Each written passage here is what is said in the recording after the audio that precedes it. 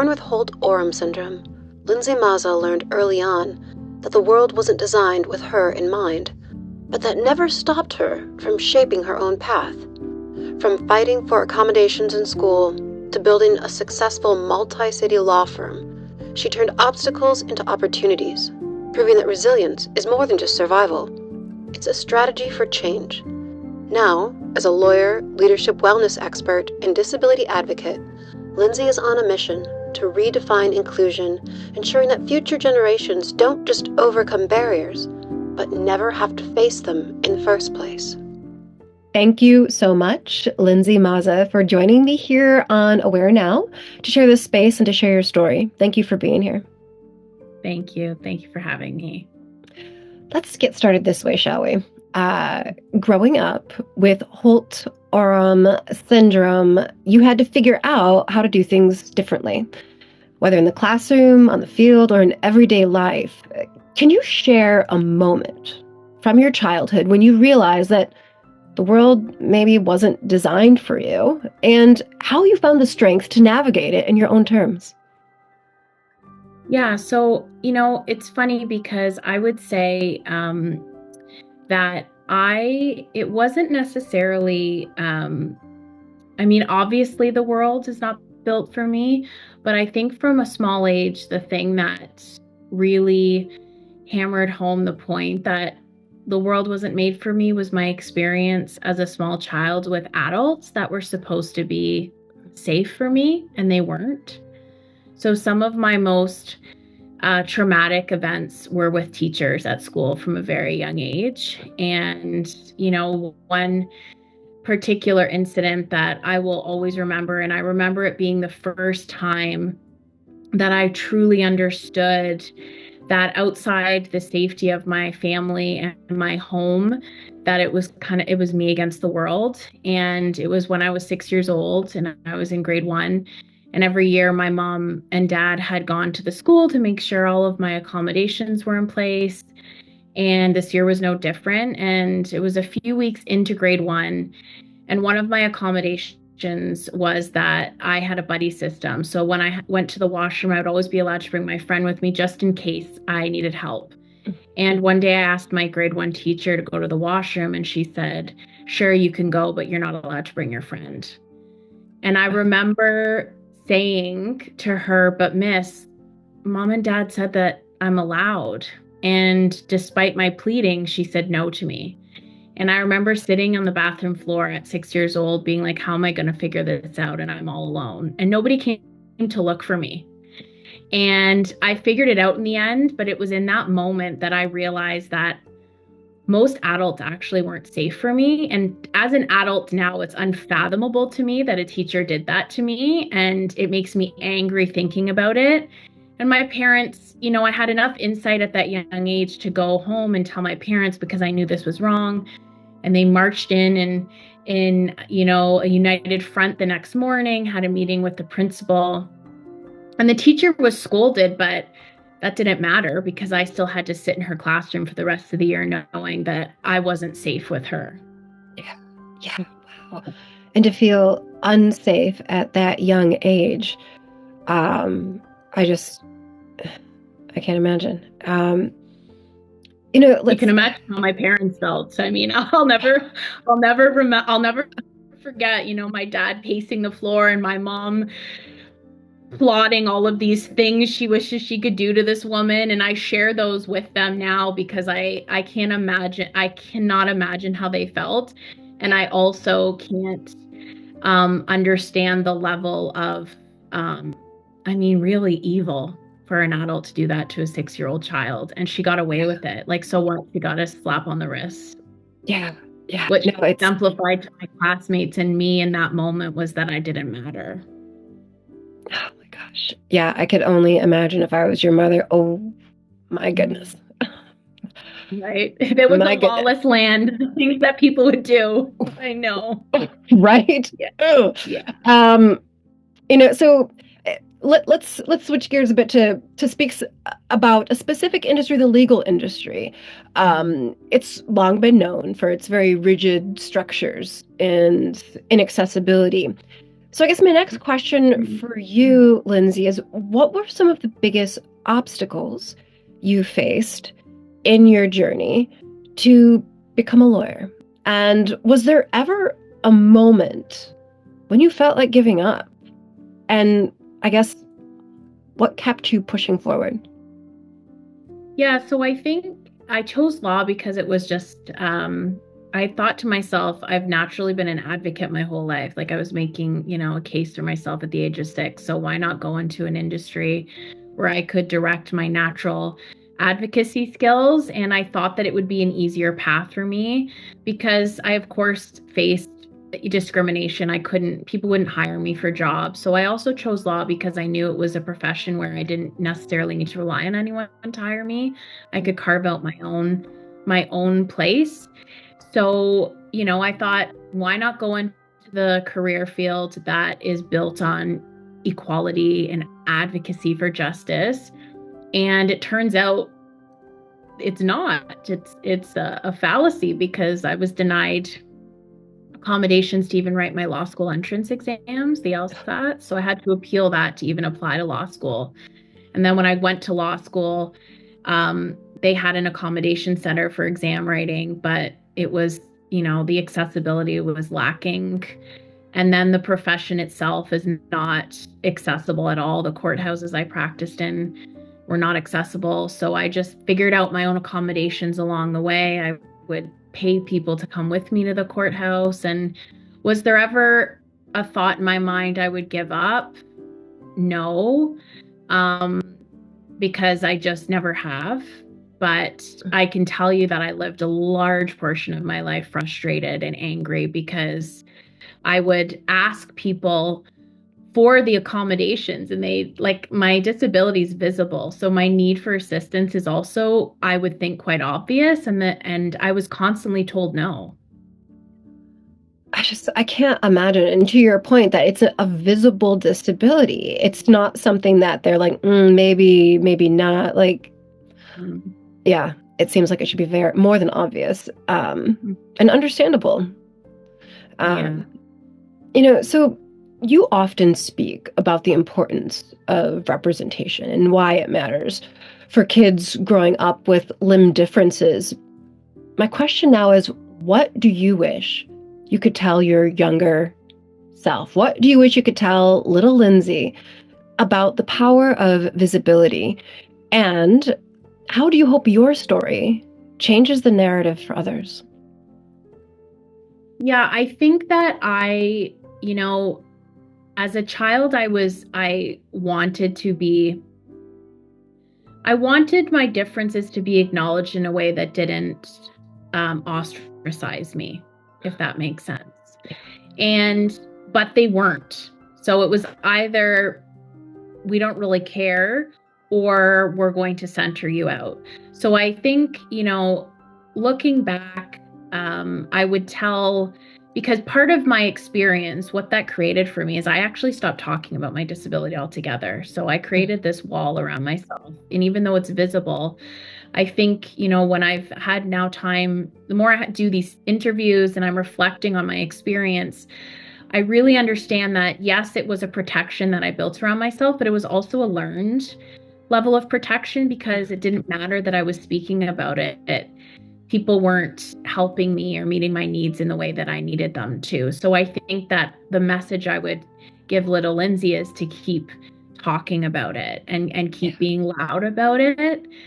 But I think that something that I like to say is, children are not innately mean. They're innately curious. Mm-hmm. And my experiences in school that were, of course, I experienced bullying, but it was the adults that failed me, not the children. Mm-hmm. And I think parents really need to understand that. I think that parents need to make sure that they fully understand and they give their children the language to deal with situations as they arise, because my teachers, I'm telling you, and listen, I had some good teachers. Mm-hmm. On the whole, my school experience was not good. Mm-hmm. my experience with doctors was not good. So the thing that I tell parents now is make sure that you are sheltering your child from the conversations where adults are telling you all the things your child cannot do. Because I can tell you, the day I was born, my doctors didn't think that I would do anything. And I ran laps around people without disabilities in my legal profession. And I had the parents who had enough understanding and foresight to not listen to that. But there are a lot of parents who don't have that experience, and they think what the teachers and doctors and professionals are saying to them will dictate their child's future. And please don't listen to them, and don't let your children hear those things. That's great advice, and just speaks the importance of always being your child's advocate. Always, without exception. Always. You have to go to bat. You have to show up. And I think in doing that, you show other people how to show up, right? I love how you just reference the language, like give your kids tools, the language to be able to converse. And I love how you talk about the fact that kids are not innately mean, they're innately curious. So how to channel that curiosity, right? Like, it's a big job. Yeah. And they're watching how adults are interacting, children with differences. Like I had a meeting with a lady recently and talking to her about accessibility, inclusivity. And she said to me, something I'm really proud of is at my child's school, they've created a club, a group for children who are neurodivergent. And I said to her, I was like, that's the exact opposite of inclusivity. Yeah. Literally what you're doing is you are segregating them and then communicating to all of the other children that there's something wrong with them. Yeah. So how is it 2025 and that's how the school systems are dealing with children? And that's the message that we are sending to children without differences. And then they are being raised into adults who don't care and are not allies because the issues don't directly impact them. And that's this cycle that we're caught in. And we really need to step back and invite people like me to the table, because I don't know how a bunch of people without disabilities are sitting around the table making plans for those with disabilities. Yes. Not for us, without us, right? Like, correct. It's so important. And I love that you shared that example. I remember growing up in a very white community, and there was something called diversity days, where they absolutely, what they did is they took kids that had any color to them and had them go like on a little retreat day. Diversity day. So I hear you 100%. How is it 2025 and we haven't figured out how to get this right yet? It's voices like yours that are so important to wake people up to that, to the reality and what it is and what it absolutely is not. So it's understanding that really important nuance about how to navigate this space, all of us, those with and without disabilities. So, let's talk about the fact that many organizations view accessibility as a box that they can check rather than a mindset to embrace.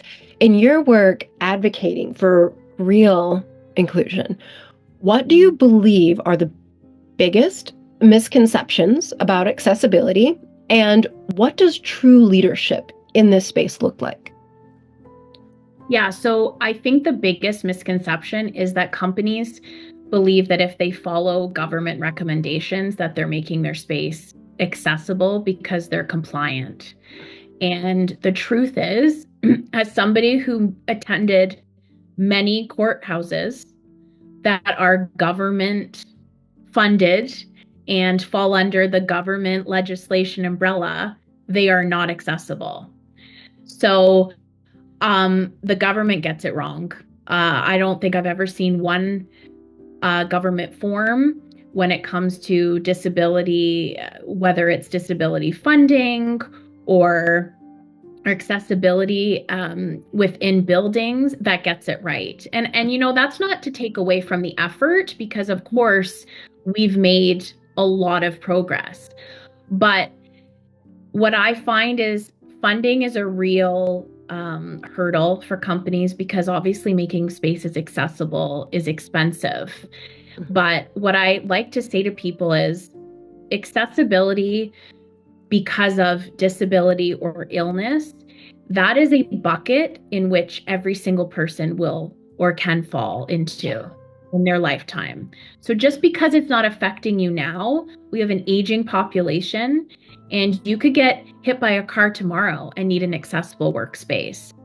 So the fact that we pay the least amount of attention to this, we're going to be in a really tough situation as everybody keeps getting older, because we're going to it's going to become a requirement. And I think that the best leaders and true leadership are the people that understand that they don't get it right all the time, but they are open to having the conversations. They are open to evolving, and they check their ego at the door. Because the number of people that I've raised accessibility issues with, and their immediate response is one of, like, I've offended them, is shocking to me. This is not about you and me telling you got something wrong. This is about me giving you constructive advice. And, you know, in the age of gender issues and racial issues, if somebody was openly offensive with racial language, there would be an immediate reaction, right? And there would be negative consequences for that. But the disability community continues to be, I don't even know what the word is, but offensive language. It continues to be acceptable. It's the group of people where discrimination seems to be acceptable, and it remains that way.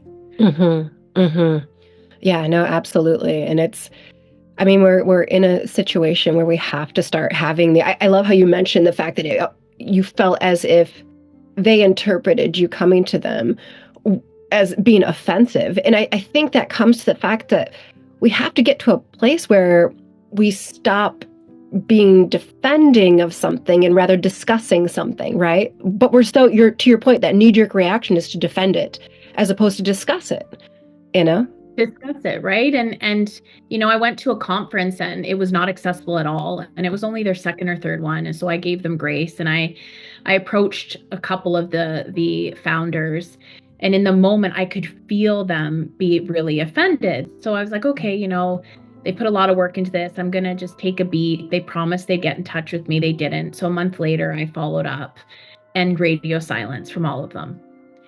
And this is a supposed women's leadership empowerment group.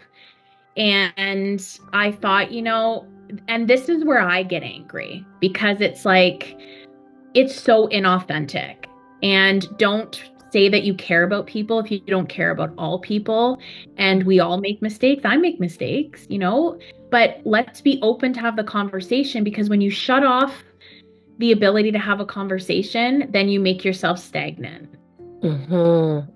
Yes, I love that. It is a conversation that keeps us fluid, that keeps us moving.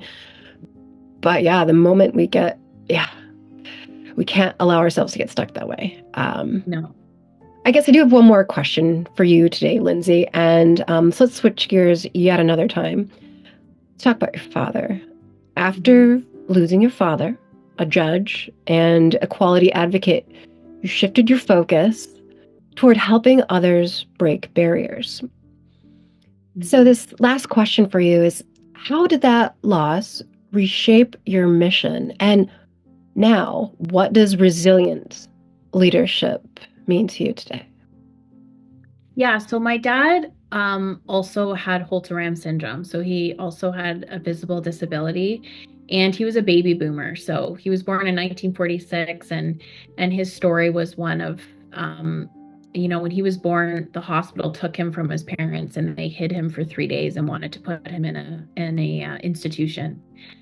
And so that's how his life began. And his parents, who were first generation Canadians, their parents were Italian immigrants. They didn't have a lot of money, and they were like, absolutely not. Our son's going to do whatever his siblings do, and we will make sure he has all these opportunities. And the Catholic school didn't want him to attend school, and the Catholic Church didn't want him coming to church. And it was, you know, all of these barriers, but he had these really progressive parents. And then he went on to be a lawyer and then a judge, and he broke barriers throughout his entire life. And he was my teammate. And like I mentioned, I stopped talking about having a disability. And my dad was always very open. And, he got the accommodations he needed. But when he passed away and people were reflecting to me the impact that he had had on their lives at his funeral, it was a real pivotal moment for me, because I realized that this advocacy that I had been doing for other people, I wasn't showing up authentically as myself, because I was still, hiding a huge part of me. And it was when I went back to work that, I was a family law lawyer, and arguing over used dining room furniture just didn't seem important to me anymore. It's like, it's like my life has totally shifted. And I realized that I needed to turn my advocacy into something different and something with purpose. And in order to do that, I had to really show up with all parts of me. And by sharing my story, I would be able to help other people. So beautiful. Thank you so much for sharing all of that. I love how this calling, this advocacy work really just created this shift for you, and this new perspective that gave you confidence, that gave you deeper purpose to your work. And while used living room furniture is important in some circles, you just found other circles.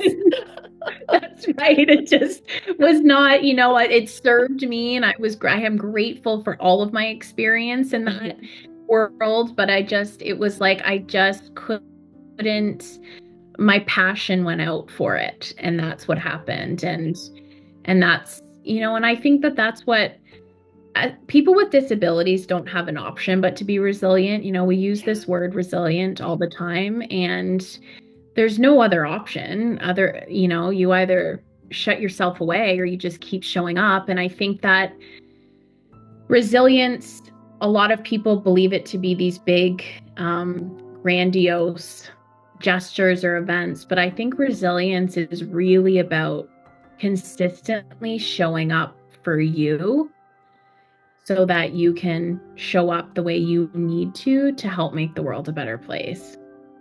I think that is the best definition for that term I have ever heard in my life. And I thank you for sharing that. I thank you for finding the purpose, and thank you for sharing your story. Thank you for helping all of us become a bit more aware now. Thank you so much, Lindsey. Thank you, Allie.